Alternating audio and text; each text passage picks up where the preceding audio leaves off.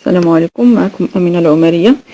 نعطيكم هذا الفقاص بالكاكاو فيه 6 البيضات وجوج كيسان عنبة سنيدة وكاس ونص تاع الزيت وجوج خمارات وجوج ساشي تاع فاني والطحين.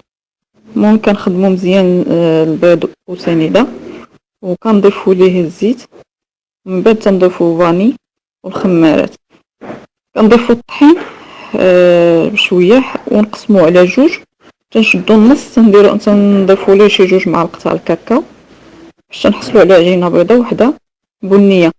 كنشدوها تنقسموهم الكويرات وتنطلقوا البيضه وكذلك تنطلقوا فوقها، تنطلقوا كذلك العجينه الكحله وكنحطوها فوقها ونحاولوا ندوزو شويه بالدلاك باش يتجانسوا بعضياتهم ونلويه ونشدو ونقطعو تيجي على شكل فقاص، يعني تعطينا تنشدوه وندهنوه تنشدو صفر البيض ونضيفو ليه شويه الكاكاو